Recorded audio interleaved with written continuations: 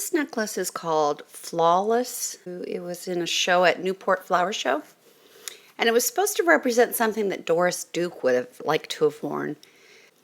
When I did the research on Doris Duke, I realized that she really was into Art Deco styles of necklaces, which really meant that she liked geometric patterns. Her fondness for emeralds and pearls and diamonds was well known.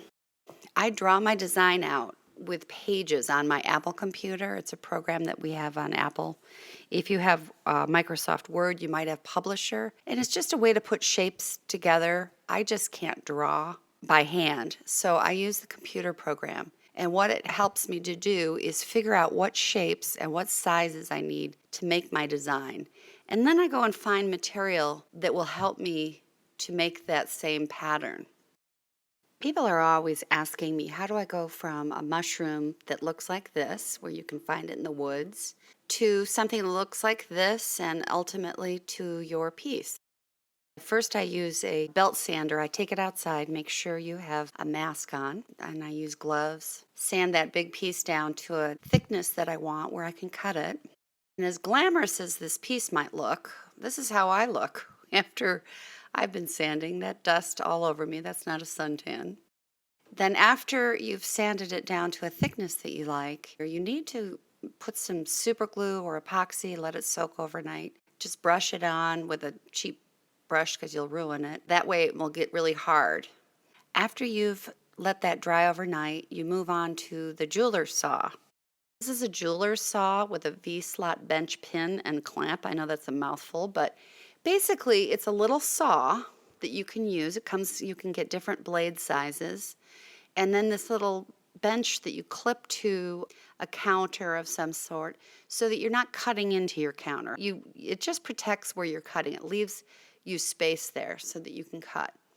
When you're cutting, here, this is a mushroom, you can follow a design, and these are such tiny little blades that you can follow very closely. The first cut that I do is just a little bit bigger, and then I'll go back after it's been cut out and get more detailed cutting in there.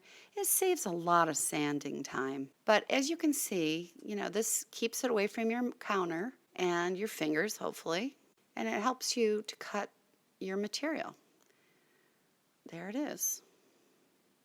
And so afterwards, when you've cut the material out, here's an example of how they all look.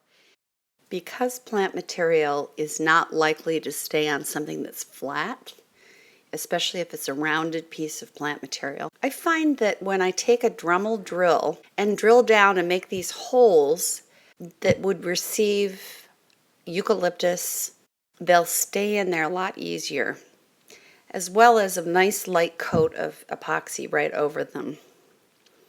But here you can see that I've put rounded bits down and drilled out a round area for these Andromeda.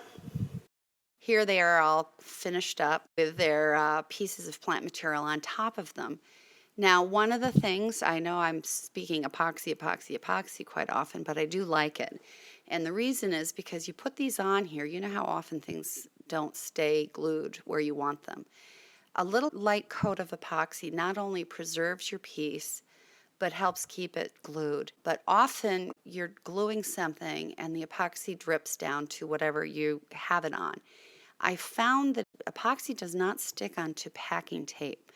So I'll take a cookie sheet like this and I'll put packing tape down, and then when you go to take it off, it might stick a little, but it will come off very, very nicely.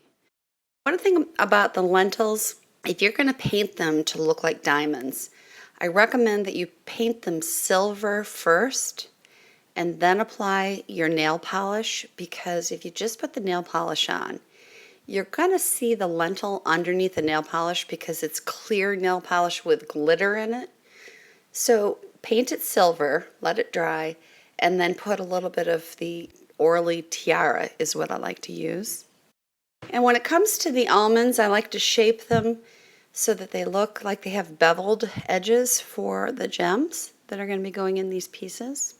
And the crepe myrtle, paint it gold to receive the pearls, which are soybeans. And then I started to put it together, each piece at a time. Each section was done.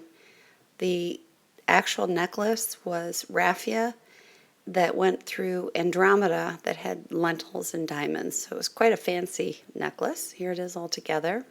And I really enjoyed doing that one. I love that green. It's called Emerald City. I love that nail polish.